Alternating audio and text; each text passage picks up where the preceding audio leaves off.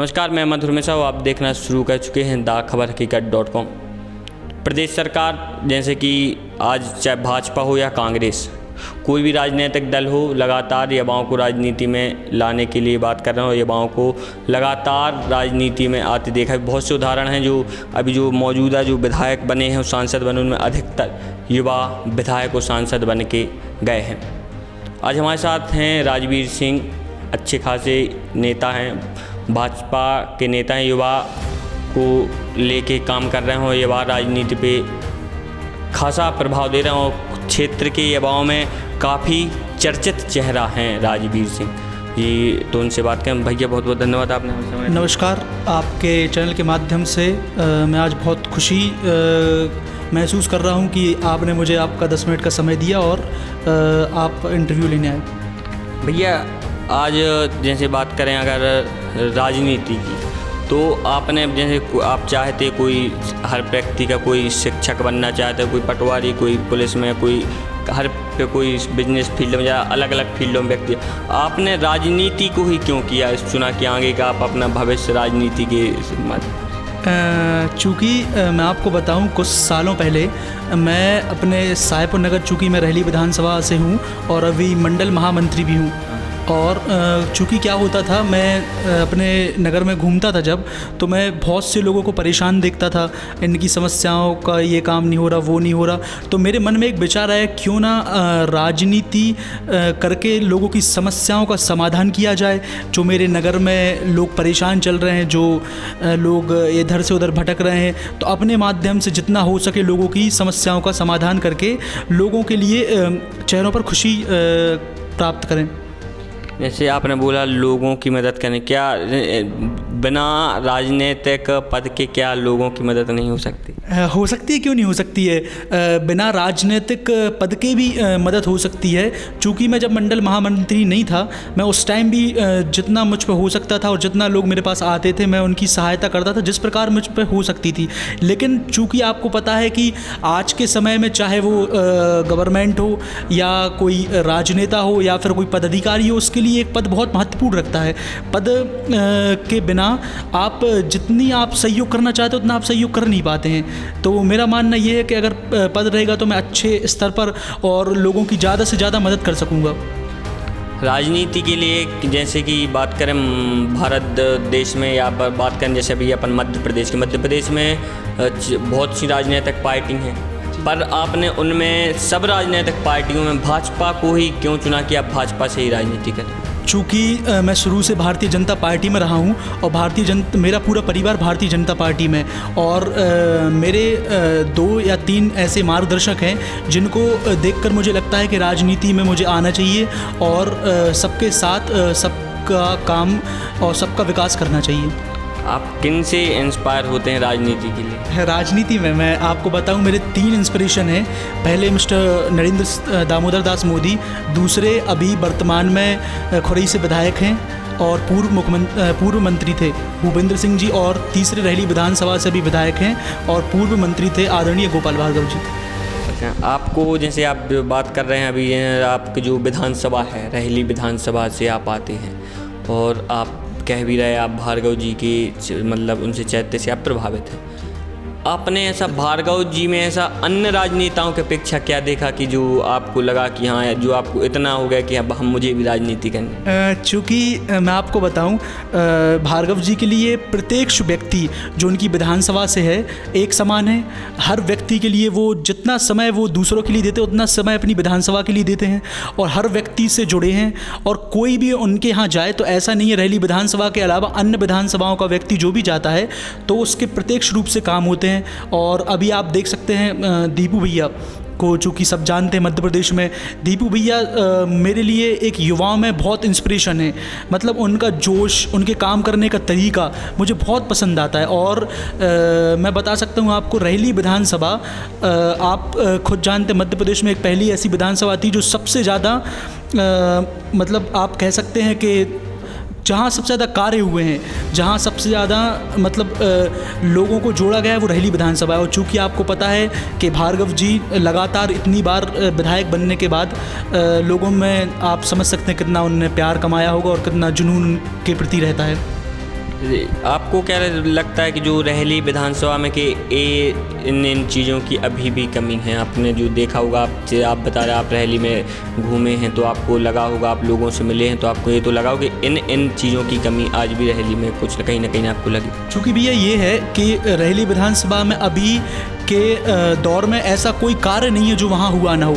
आप कहीं भी आप जा सकते हैं, किसी से भी पूछ सकते हैं, प्रत्येक गांव में सड़क, लाडली बहना योजना, आवास योजना, हर रूप से व्यक्ति संतुष्ट है। मतलब अगर कोई बीमार भी पड़ता है तो वो सबसे पहले माननीय पंडित गोपाल भार्गव जी के यहाँ जाता है और प्रत्यक्ष रूप से उसको सहायता मिलती है। आपने बोला आप नरेंद्र मोदी जी से प्रभावित हैं। आप नरेंद्र मोदी जी के से कौन कौन कोई कार्य जिनसे आप प्रभावित हो?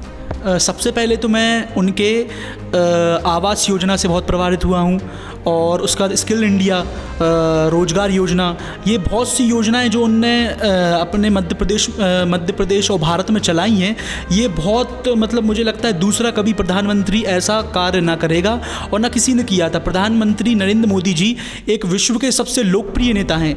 उनकी लोकप्रियता आप शायद जानते होंगे कि उनकी लोकप्रियता इतनी है कि किसी दूसरे नेता की लोकप्रियता इतनी अभी तक नहीं हुई है। तो जो आपकी विधानसभा मतलब जो आपका कार्य क्षेत्र है कि आप किस विधानसभा क्षेत्र में ज़्यादा काम कर रहे हैं? रहेली विधानसभा क्षेत्र। मैं आपको बताऊं, चूँकि मैं वहाँ से मंडल महामंत्री हूँ और दीपू भैया के मार्गदर्शन से मैं काम कर रहा हूँ, तो आगे भी वहीं काम करूँगा और आगे कुछ ना कुछ प्रयास करूँगा कि मुझे वहाँ सफलता मिले। और दीपू भैया के मार्गदर्शन, उनके सानिध्य में ही मैंने वहाँ से काम किया और आगे भी करता रहूँगा। भाजपा जो आपको कह रहा है कि भाजपा आपको से आप शुरुआत से जुड़ा है, आपसे भाजपा से में ऐसा क्या है जो अन्य दलों में है? भाजपा में चूँकि सबसे पहले मैं आपको बताऊं कि वहाँ योजनाएं और लोगों से मेल जोल और भाजपा की जो कार्यश्रेणी है, मतलब भाजपा दूसरी दलों से मतलब अपने आप को एक मजबूत पार्टी के रूप में आगे लाता है। और चूँकि योजनाएं और लोगों के प्रति जो भावना है भारतीय जनता पार्टी के अंदर, वो दूसरी किसी पार्टी के अंदर मैं नहीं मानता हूँ। और जो आपको जैसे आप क्योंकि राजनीति में देखा गया कि अक्सर कर जैसे संगठन की राजनीति करते हैं, पर उसके बाद कहीं ना कहीं अगर आपको अच्छा राजनेता बनना है तो कहीं ना कहीं देखा गया कि फिर चुनाव लड़ना पड़ता। तो आप क्या देखा जाए कि आप किस चुनाव की तैयारी में हैं? चूँकि मैं किसी चुनाव की तैयारी में नहीं हूँ, संगठन को मैं सर्वप्रिय मानता हूँ और आगे चलकर जो मेरी मेहनत रहेगी उसके हिसाब से मुझे फल मिलेगा। अभी तो मैं मेहनत कर रहा हूँ, एक छोटा सा भारतीय जनता पार्टी का कार्यकर्ता हूँ और अपनी नगर के लिए हर प्रत्यक्ष रूप से संभव प्रयास काम करता हूँ। और मेरा मानना है कि भारतीय जनता पार्टी ही मेरी प्रथम श्रेणी में आज थी, कल है और आगे भी रहेगी। चाहे मुझे कोई पद मिले, मुझे कुछ ना मिले, मैं एक कार्यकर्ता हूँ, उसके रूप में मैं काम कर रहा हूँ। संगठन को मैं सर्वप्रिय मानकर आगे चलता हूँ। और कुछ आपको क्या लगता है कि जो आज के युवाओं को लेकर आप कहना चाहेंगे जो कुछ राजनीति में अगर आना चाहते हैं तो उनको आप क्या कहेंगे वो राजनीति में कैसे करियर शुरू करें? देखिए, सबसे पहले तो मैं आपको बताना चाहता हूँ कि सबका एक वो रहता है, मतलब सबको एक काम करने का अलग अलग अवसर मिलता है और उसके बाद सबका एक इंटरेस्ट रहता है। आपने अभी देखा होगा राजस्थान में रविंद्र सिंह भाटी, चूँकि एक जाने माने युवा हैं और लाखों वोटों से जीते, ना वो भारतीय जनता पार्टी से थे ना वो कांग्रेस से थे, निर्दलीय उनने अपनी जगह बनाई है लोगों के दिलों में। और मैं मानता हूँ जो व्यक्ति काम करेगा, जो व्यक्ति लोगों की सेवा करेगा और जो व्यक्ति लोगों की समस्या को सुनेगा वो आगे बढ़ेगा, कभी ना कभी तो बढ़ेगा। और संगठन को लेके जो आगे चलेगा वो तो कहीं ना कहीं बढ़ते ही आगे। रविंद्र सिंह भाटी उनकी अगर आपने चर्चा की है, खैर पर वो अभी सुनने में आया लोकसभा चुनाव हार गए हैं। क्या होता है भैया, देखिए विधायक सबसे पहला चुनाव वो जीते थे विधायक का शिव से, ठीक है, और उसके बाद सब मतलब मैं मानता हूँ कि किस्मत का खेल रहता है। उन्होंने जितना परिश्रम किया था उस हिसाब से उनको बहुत वोटें मिली थी, लाखों में उनको वोटें मिली थी। और हारना जीतना अपनी जगह रहता है, हार भी होती है जीत भी होती है, और एक हार से किसी व्यक्ति का पूरा जीवन का संघर्ष तय नहीं होता है। एक बात और कि जो आप देखा गया है सोशल मीडिया प्लेटफॉर्म पे मैंने देखा जब सर्च किया तो युवाओं में आपकी मतलब इतनी पकड़ हो, युवाओं में इतना आपका नाम हो, क्यों युवा आपको इतना पसंद है? चूँकि युवाओं में पकड़ इसलिए क्योंकि मैं प्रत्येक युवा को अपना मित्र मानता हूँ, छोटा भाई बड़ा भाई मानता हूँ, और उस हिसाब से मैं मतलब उनको सम्मान देता हूँ, आदर देता हूँ। और मेरा मानना है कि युवाओं से जुड़ने का सबसे आसान तरीका है उनके कदम से कदम मिलाकर चलें, उनकी समस्याओं का समाधान करें। और हर एक युवा यह चाहता है कि कहीं ना कहीं मुझे इनके दिल में जगह मिले और उस हिसाब से सम्मान मिले। तो मेरा मानना तो ये है कि युवाओं को साथ लेकर आप चलेंगे, उनके हित के लिए काम करेंगे, तो हर एक युवा आपका साथ देगा। जैसा कि जो मेरी जानकारी में कैसा कोई बड़ा राजनीतिक बैकग्राउंड आपके पीछे नहीं है कि आपकी कोई मतलब खास आपके मतलब जस्ट किसी आप मंत्री पुत्रों के कोई भी ऐसा तो आप है नहीं, तो अब उसके बाद आप क्षेत्र में निकले राजनीति करने, तो कहीं ना कहीं कठिनाई नहीं जा रही? चूँकि मेरा फैमिली बैकग्राउंड तो राजनीतिक नहीं है, लेकिन मेरे इंस्पिरेशन जो रहे हैं भूपेंद्र सिंह जी, वो मेरे वर्तमान में फूफा जी भी हैं, और उनके सानिध्य में उनके मतलब उनसे इंस्पायर होकर मैंने राजनीति शुरू की थी। जब मैं बहुत छोटा था तो मैं उनको देखता था जब, तो मुझे लगता था कि कहीं ना कहीं हाँ मुझे भी राजनीति करनी है और कहीं ना कहीं मुझे भी उन जैसा बनना है। खैर उन जैसा तो कोई नहीं बन सकता है, लेकिन फिर भी हमारा प्रयास रहता है कहीं ना कहीं कुछ ना कुछ ऐसा करें कि उनके दिल में जगह बना सकें।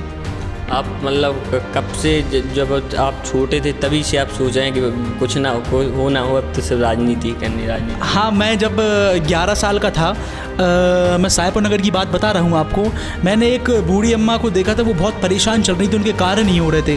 उस टाइम मैं पॉलिटिक्स में था नहीं, ना मेरा कोई राजनीतिक बैकग्राउंड था, ना मैं किसी को जानता था, ना मैं काम करता था। उस टाइम मैंने सोचा था कि उनको देख के उनको देखा मैंने, और फिर शाम को जब मैं घर आया तो मैंने सोचा यार कहीं ना कहीं बेचारी बहुत परेशान चल रही, उनका कोई काम करवा देता या कुछ हो जाता तो अच्छा रहता। उस टाइम मुझे मतलब दिमाग में आया था हाँ मुझे भी राजनीति करनी है, सफलता मिले या ना मिले, लेकिन लोगों की सेवा ज़रूर करनी है। और कोई ऐसी घटना जो आपके मतलब दिल पे लग गई हो कि नहीं आपने जो देखा हो, कोई ऐसी घटना बचपन? हाँ, मैं सबसे मतलब मैं आपको बताऊं, मैं 2 चीज़ों को बहुत महत्व देता हूं, एक गौ माता को और दूसरा देता हूं मैं उन व्यक्तियों को जो परेशान रहते हैं, जिनके काम नहीं होते हैं, जिन मतलब जो लगातार चक्कर काटते हैं यहाँ वहाँ और वो कुछ मतलब उनको मिलता नहीं है। तो मैं ऐसे लोगों के लिए कुछ ना कुछ करना चाहता हूँ। और मेरी एक सद्भावना ये रहती है, मेरी भावना ये रहती है कि कहीं ना कहीं गौ माता के लिए एक प्रत्यक्ष रूप से अच्छा भारत में एक स्थान मिले। कहीं ना कहीं जो एक जब बात होती है राजनीति की और आप कर रहे हैं भाजपा, लगातार एक शब्द उठता है हिंदू, तो हिंदुत्व को लेके आपकी क्या राय है? देखिए, भारतीय जनता पार्टी एक ऐसी पार्टी है जो प्रत्येक समाज के लिए एक साथ लेकर चलती है। ना वो हिंदुत्व की बात करती है, ना वो मुस्लिम की बात करती है। भारतीय जनता पार्टी हर व्यक्ति का विकास करती है और हर व्यक्ति को साथ लेकर चलती है। तो आपको क्या लगता है, आपका क्या मान है कि क्या आप मतलब ऐसा कि ये तो होगी भाजपा की, आपकी बताएं आपकी क्या राय है? मेरे लिए मेरे सायपुर नगर का प्रत्येक व्यक्ति, हर वरिष्ठ, हर युवा साथी और माताएं बहनें मेरे लिए एक समान है। हर व्यक्ति के लिए मैं काम करता हूं, हर समाज में मैं जाता हूं अपने नगर में, और हर व्यक्ति को मैं एक समान मानता हूं, चाहे वो हिंदू हो, मुस्लिम हो या अन्य किसी समाज का हो। मेरे लिए सब सर्वप्रिय हैं। सामाजिक राजनीति भी देखा गया कि राजनीति में आजकल जो जातिगत शब्द को लेकर काम हो रहा है, कि जातिगत संख्या और बहुत सी चीज़ों को देख के काम हो रहा है, तो इसको लेके आप कैसे इन चीज़ों से आप? भाई साहब, मेरा मानना तो ये है कि मैं प्रत्येक समाज से जुड़ा हूँ। प्रत्येक समाज का हर एक युवा, हर एक वरिष्ठ जन और हर एक व्यक्ति मुझसे जुड़ा है, और मैं हर एक व्यक्ति के लिए काम करता हूँ। जो मेरे पास आता है, मैं जिनके पास जाता हूँ, अगर कोई कार्य रहता है तो मैं सबका करता हूँ। मेरे लिए ज़रूरी नहीं है कि समाज ही सर्वप्रिय हो। मेरे लिए हर एक व्यक्ति, हर एक बुज़ुर्ग, हर एक महिला जो मुझसे जुड़ी हैं और मैं अपने नगर में जिनसे जुड़ा हूँ, मेरे लिए सब महत्वपूर्ण है।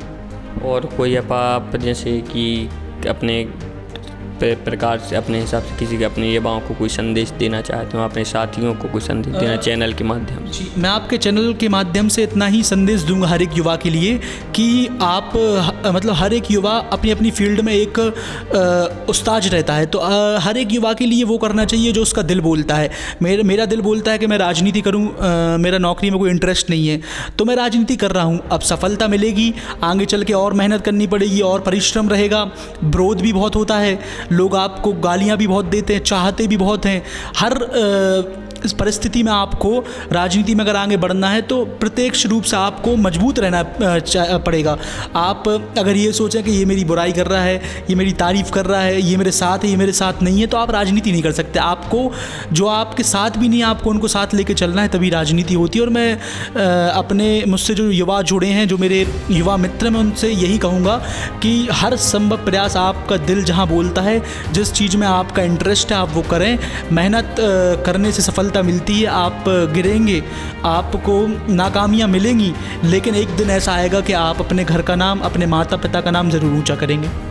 ये थे हमारे साथ राजवीर सिंह जी। इनसे जो बात करके बहुत अच्छा लगा। युवाओं को लेके राजनीति में उतरे हैं। खैर भैया, अब कार्यक्रम को समाप्त करें और आशा नहीं, हम पूर्ण विश्वास है कि अगर आपकी ऐसी ही नीति रही तो निश्चित तौर पे आप कोई ना कोई बड़ा मुकाम हासिल करेंगे। देखते रहें द खबर हकीकत.com।